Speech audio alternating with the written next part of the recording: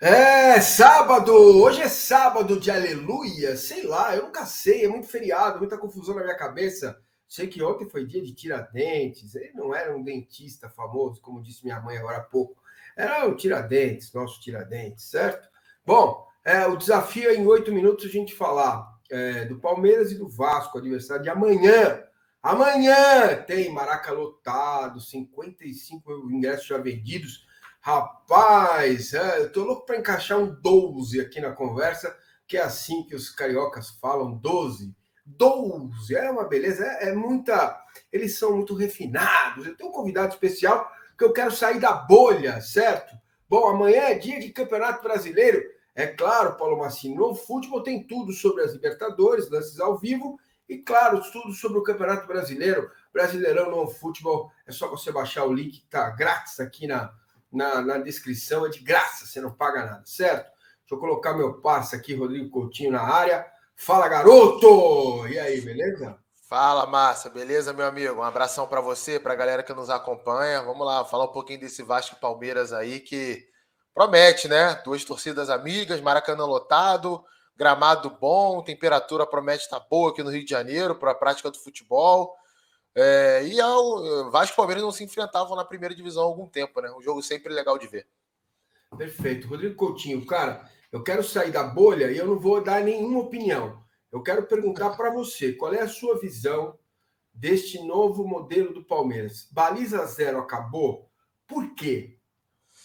Eu acho que a gente pode, no primeiro momento, citar as ausências dos jogadores que eram muito importantes no ano passado, né?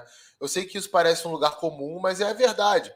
Você imagina um time que perde o Danilo, que era um dos melhores volantes do Brasil, cotado inclusive para estar com o grupo da seleção brasileira em determinado momento do ano passado, e perde Gustavo Scarpa.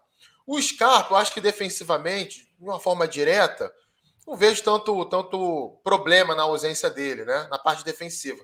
Mas o Danilo sim. Porque o Danilo e o Zé Rafael, eles conseguiam formar uma dupla de volantes ali no meio campo do Palmeiras, muito segura, muito consistente, né? Se complementavam, estavam muito entrosados já em termos de ocupação de espaço, quando um saía para caçar um pouquinho o meio adversário, o outro sabia ocupar bem ali. E o mesmo não se aplica hoje ao Zé Rafael, Gabriel Menino. Gabriel Menino, inclusive, não é um jogador que tem assim um poder de marcação tão alto, né? O torcedor palmeirense sabe disso. Eu acho que está tendo um certo descompasso ali entre eles de ocupação de espaço mesmo no meio-campo. Acho que às vezes se distanciam demais. Acho que em alguns momentos são muito distantes do que podem fazer em termos de cobertura, de um do outro mesmo, né? Nem de lateral ou de zagueiro, não, é de um do outro. Um volante cobre o outro muitas vezes, quando um sai para pegar o outro, puxa uma diagonalzinha nas costas, né? Para defender a entrada da área. Então acho que isso falta para o Palmeiras e tem levado alguns gols em alguns momentos como esse. Tem também, acho que, uma certa desconcentração em alguns jogos. Vi isso no jogo contra o Água Santa, contra o Tombense também, contra o Cuiabá. E também, gente, é normal, né? Palmeiras foi campeão de muita coisa recentemente.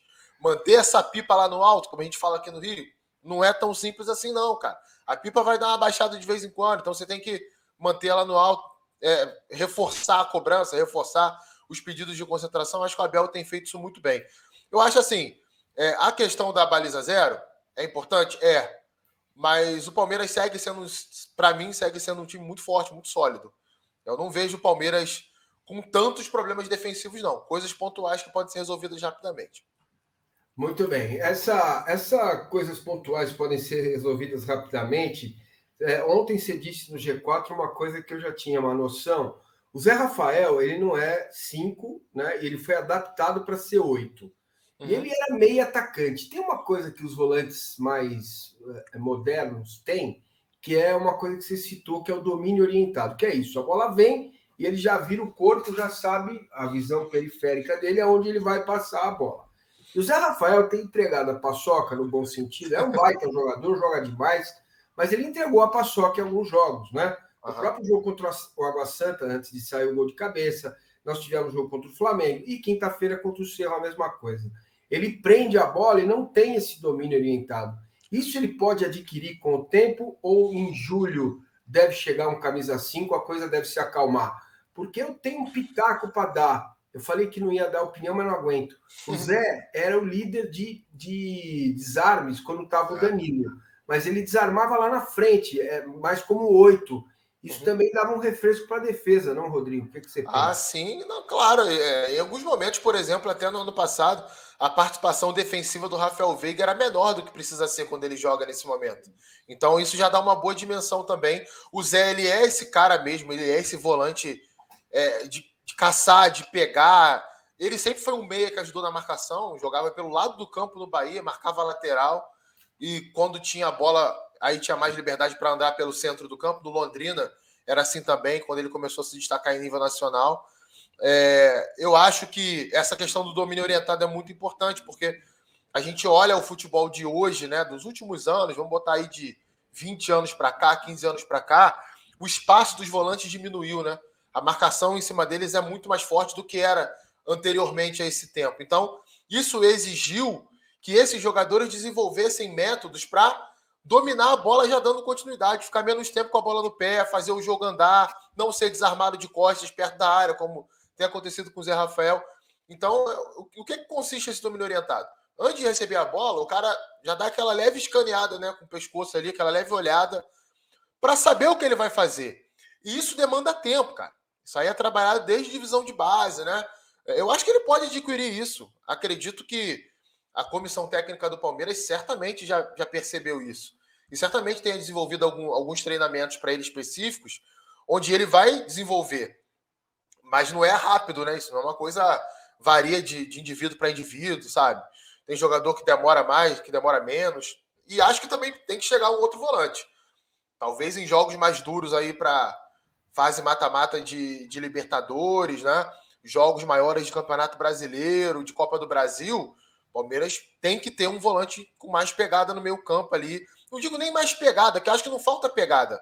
Acho que não falta dedicação para marcar. Nem do Zé Rafael, nem do Gabriel Menino, nem de qualquer outro volante do Palmeiras. Acho que o que falta mesmo é a sabedoria daquela função ali, de jogar de 5, saber a hora que o zagueiro sai um pouquinho para o lado para fazer uma cobertura de um lateral, eu vou entrar aqui. Sabe o Ralf que jogou no Corinthians? É aquilo ali. É um cara que, se você for ver, tu não viu o Ralf correndo atrás de jogador adversário. Tu via ele ocupando os espaços. Estava sempre na hora certa para fazer um desarme, uma interceptação, um corte, um bloqueio. Acho que é isso que falta ali ao Palmeiras nessa posição especificamente. O Zé Rafael é muito voluntarioso, corre pra caramba, marca. É um cara que breca contra-ataque adversário toda hora, anula contra-ataque adversário. Pressão pós-perda dele é muito boa. Mas essa proteção da frente da área ali, acho que ainda falta para ele ainda. Eu gostaria de ver o meio-campo com ele, o Rios e o Menino. E o Veiga, porque o Rios também não é 5, mas os três acho que podem dar mais consistência. E o Veiga ou o Tabata, aí são opções. Que aí tem que arrumar lugar para o Rony, para o Flaco, para o Henrique, para o Dudu. Você começa a ganhar e perder. Futebol é assim e no modelo tático também. O que agrega mais, às vezes o técnico opta, faz uma opção, né? Por um esquema em que você ganha alguma coisa e perde alguma. Aí não dá para ter tudo junto, é complicado pelas características dos jogadores. Bom, então é isso. Tá aí o Rodrigo Coutinho!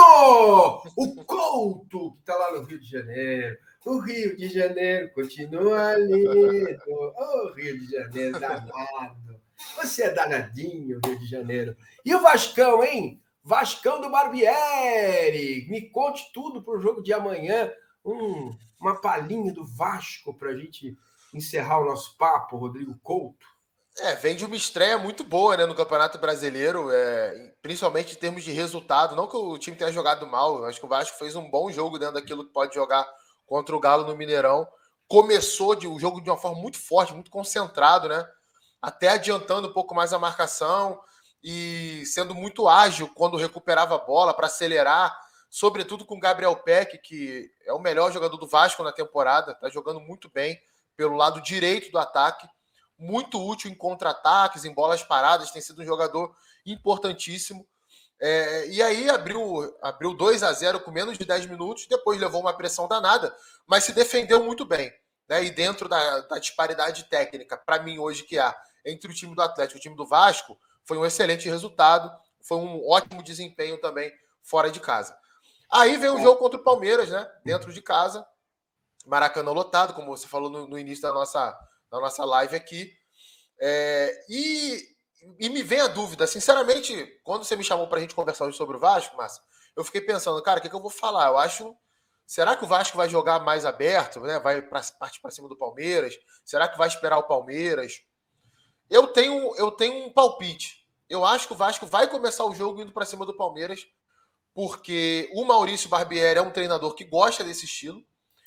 E pelo ambiente, né, cara? É o primeiro jogo de Série A do Vasco no Rio depois de 3 anos, basicamente, sabe? É muito tempo sem jogar por aqui.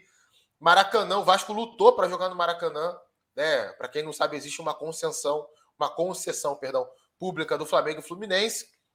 O Vasco entrou na justiça para poder jogar no Maracanã, uma confusão danada, e vendeu todos os ingressos, e vai ser uma festa bacana. Então, o time vai sentir essa atmosfera e vai querer ir para cima do Palmeiras. O que talvez seja uma boa notícia para o Palmeiras, né? Porque o Palmeiras, mesmo com essa questão defensiva que eu falei do Zé Rafael com o Gabriel Menino, se ele estiver preparado para essa realidade do adversário atacar, se ele entrar em campo com essa ciência, eu acho que ele consegue se proteger muito bem. E tem um contra-ataque muito bom, né? Dudu é excepcional contra-atacando, tem outros caras no time também. E aí vai depender muito da escalação. O Arthur joga bem nesse sentido. O John é fundamental nesse ponto. O Hendrick funciona bem nos contra-ataques.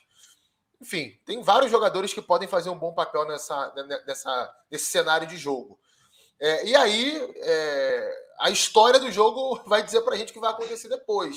O Vasco pode ir pra cima e se dar muito bem e empurrar o Palmeiras para trás e criar, e mesmo não fazendo gol, manter essa postura, ou pode quebrar a cara, levar um gol cedo ou tomar um susto cedo, e aí, opa, deixa eu dar uma resguardada aqui, porque do outro lado tem um time melhor, tecnicamente. Eu vejo o jogo muito por aí. O Barbieri deve repetir a escalação, né? Deve jogar o Léo Jardim no gol, Puma Rodrigues na lateral direita, Robson, Léo Pelé, né? Que jogou em São Paulo, e o Lucas Piton na lateral esquerda. No meio-campo, geralmente ele bota uma trinca, né? De meio, mais recuado Rodrigo, volante, Jair mais pela direita, Andrei mais pela esquerda.